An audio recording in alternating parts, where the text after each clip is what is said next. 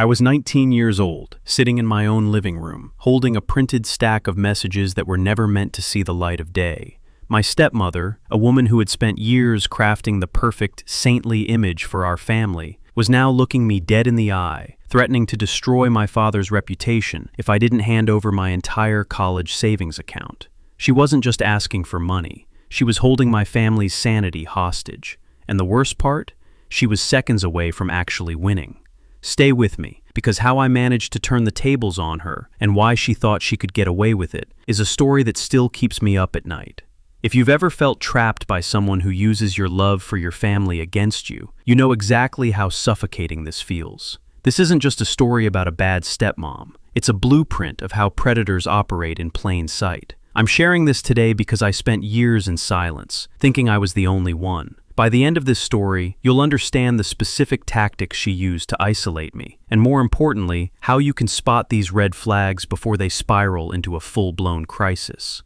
Everything started changing the summer after my freshman year of college. My stepmother, let's call her Linda, had always been distant, but suddenly she was hyper-involved. She started asking questions about my bank statements, my grades, and even my private text messages. At the time, I brushed it off as her being caring.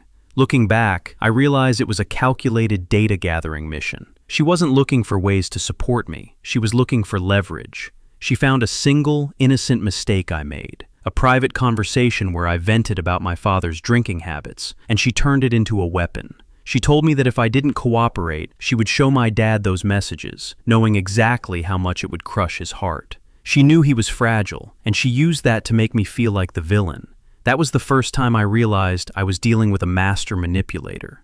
Things escalated quickly. One Tuesday afternoon, she walked into my room and dropped a folder on my bed. Inside were screenshots, some real, some clearly photoshopped to look worse than they were. She told me I had 48 hours to transfer my savings into an account for the family, or she'd send these to my father and tell him I was the one poisoning his life.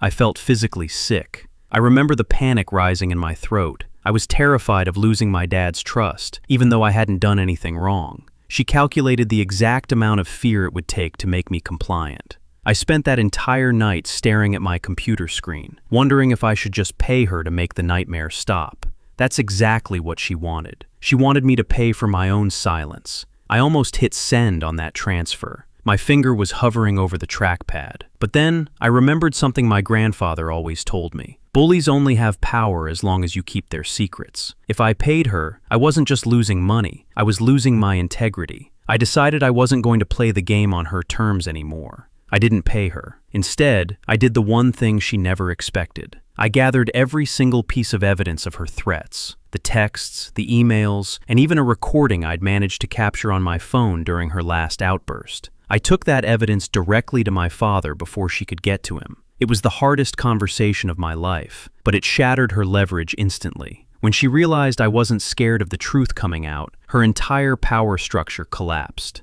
She didn't win. She left a few weeks later, and the silence in that house was the best thing I'd ever heard. But it taught me a brutal lesson. Secrets are the currency of bullies. If you're currently in a situation where someone is holding something over you, find someone you trust and tell the truth. Sunlight is the best disinfectant for this kind of toxicity. If this story resonated with you, or if you've ever had to stand up to someone who tried to manipulate you, remember that setting a boundary can sometimes be the first step toward getting your life back. Thanks for listening to my story. It's been a long journey, but I'm finally at a place where I can talk about it without the fear. If you want to hear more about how I rebuilt my relationship with my family after the dust settled, make sure you're subscribed. I've got another story coming that dives even deeper into the psychology of manipulation. See you then.